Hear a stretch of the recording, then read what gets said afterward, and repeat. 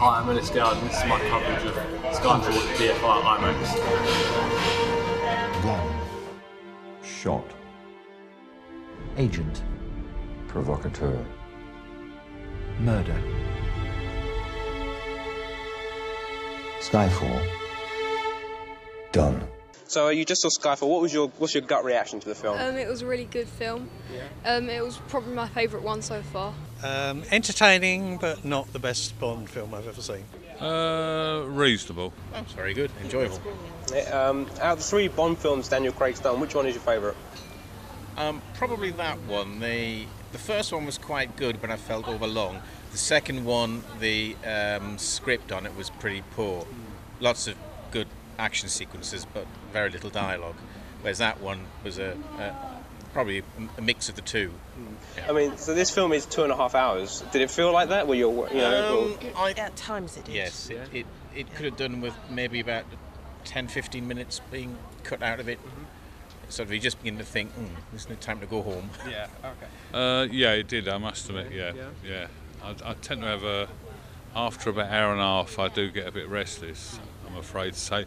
I think there are some films that can be 2 hours long, etc., that keep your attention. But these films tend to be a little bit poppy, if you understand what I mean. Now, I think this was the most star-studded cast, with Javier Bardem and Ray Fiennes on. Do you think that hurt the film in any way? Because you're always saying, "Oh, this is so-and-so," or no, I don't think so. Like I say, the strange thing is, I found we were saying this as we came out.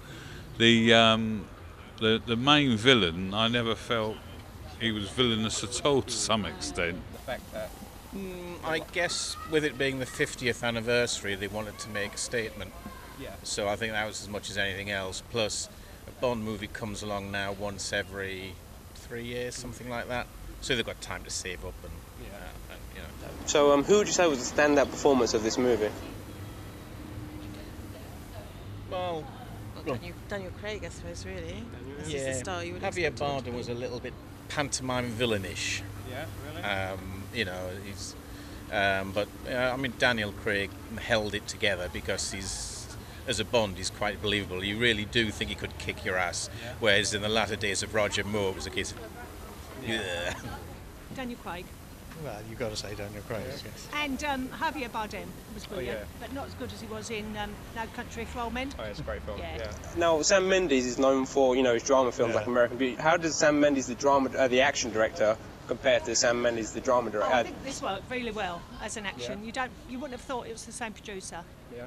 Really? Yeah. No. Yeah, as I say, I think it was entertaining, but I don't think it was the best film, the best Bond film in terms of content. Entertaining, but content, in my view, wasn't as strong. I thought he was brilliant at Well, the there were action. very good set pieces on it. The dialogue was very good, and there was a lot of humour in it as well, which I enjoyed. Yeah. And who would you like to see as the new James Bond? That I don't know. No. They said that Idris Elba might be the new James Bond from Luther and The Wire. I'm not sure. No? I must admit, I never ever. Whenever they've changed actors for the James Bond films, I've never seen the potential in the actors. Like Daniel Craig, I had no opinion that he was going to be any good at it, but he's turned out to be a lot better, So, who do you think the best James Bond is? I think this fella is probably. So on a scale of 1 to 10, what would you give the film? The film? 7, I think. 7. 8. 10. Yeah, 9 or 8. 10. Yeah, I'd go with that. Yeah, very enjoyable. I'd certainly watch it again. Some men are coming to kill us. We're going to kill them first.